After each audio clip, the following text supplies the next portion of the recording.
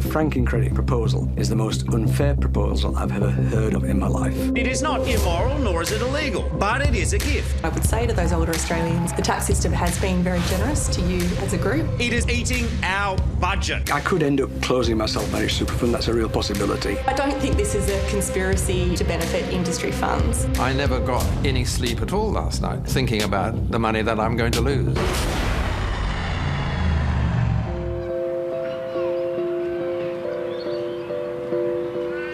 We're in the most beautiful place in the world. It's Fremantle.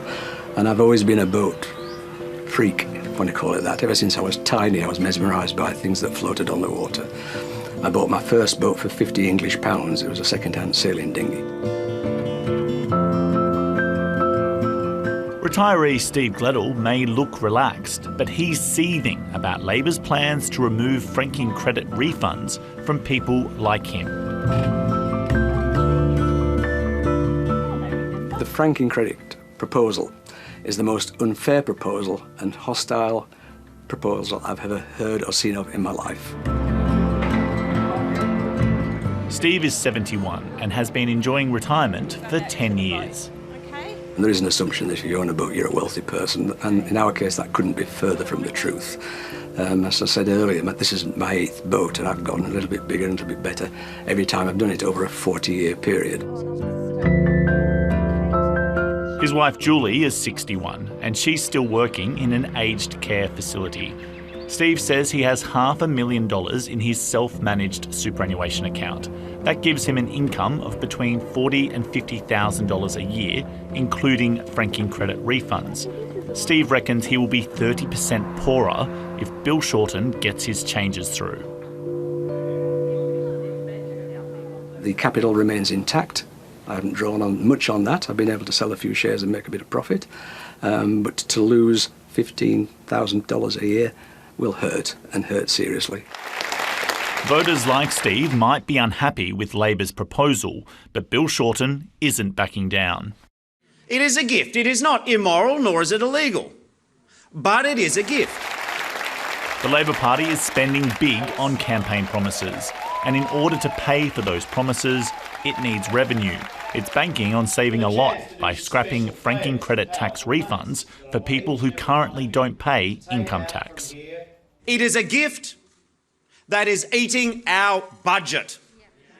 It's now costing our nation over $6 billion this year, and pretty soon it will cost $8 billion. Hands off our money, Bill! In response to 730's previous story on franking credits, hundreds of viewers like Steve wrote in to say they were angry because they thought Labor's policy would target people with self-managed super funds and wouldn't hurt industry or retail funds. I could end up closing my self-managed super fund. That's a real possibility. I would probably close it anyway one day, but I'd rather that be my choice rather than pushed into it by changing in franking credits. And franking credits is what separates a self-managed super fund from the others. Franking credits represent tax a company has already paid from its profits. When a shareholder receives their franked dividend, they receive a tax credit. Currently, if the owner is a self-managed super fund, which isn't paying tax because all members are retired, the retirees receive the tax credit as a cash refund. Labor would stop this. Industry and retail superannuation funds pool their members' money. They have members who aren't paying tax, but they also have members who are still working and are taxed on their contributions and earnings. When a large super fund receives franking credits, it will still be able to use them to reduce the amount of tax it's paying. It's one of the beauties of the system. You pull lots of people together. Eva Sherlink from the Australian Institute of Superannuation Trustees, representing the not-for-profit super sector, says the main reason people will shift from self-managed super is to get a better return. The Productivity Commission report would indicate that there are a lot of people in self-managed super funds that probably shouldn't be there when you look at the cost and the low-level returns, but also the lack of diversification. Where a fund hasn't paid any income tax, or indeed an individual, and they're receiving a tax refund, that's not getting rid of double taxation, that's getting rid of zero taxation. The government continues to go on the attack on the policy, including in this week's debate. Because it does hit pensioners. As he knows full well, you'll have a Labor government that is going to steal the money from thousands of retirees, raiding their savings, the savings of retirees and pensioners.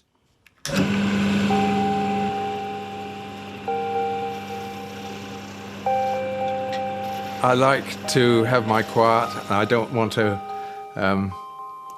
be overlooked by neighbours. I want to spend most of my time here. 83-year-old Chris Phillips was another of those viewers who wrote in. He officially retired as a carpenter 18 years ago. He's worried that Labor's changes are going to be a big hit to his living standards. He says he'll lose around $9,000 from his $36,000 a year income. I never got any sleep at all last night, at all, thinking about the money that I'm going to lose. Danielle Wood is an expert on superannuation from the Grattan Institute. She says the changes are about fairness, that the scales are currently weighed in favour of older and well-off people, and young people are hard done by. I actually have sympathy for all older Australians that are going to be affected by this proposal. People save for their retirement, they expect a certain set of policies, but policies do change, and policies change for everyone, and people will have to change their behaviour in order to deal with this. So while I have some sympathy, what I would say to those older Australians is the tax system has been very generous to you as a group, and in order to make the system sustainable, we will expect you to make more of a contribution in the future. I think they seem to forget that they've never seen a recession. They've never really seen austere times. They spend money like water and go into debt. Whereas when I was brought up, I was lucky to get a second-hand bike. Chris Phillips also says he might move his current nest egg to an industry or retail fund if Labor's proposed changes are passed. I think a lot of people will go over to the industry funds. And I'm thinking about it myself, but I'm waiting until after the election to see if Bill Shorten gets in, which he probably will do. The legislation has to go through the upper house. But even if some people move their savings from a self-managed fund to an industry or retail fund, the Labor Party still expects to raise a lot of revenue. Well, the Parliamentary Budget Office estimates that it will save almost $60 billion over 10 years. So I would expect to see a substantial boost to the budget bottom line in light of this change. I say we've had the courage before an election to put our plans out there for people to judge and to say we can no longer be the only country in the world that does this. Labor's political calculation is that the anger from some retirees will be outweighed by people happy about where that $60 billion saved can be spent.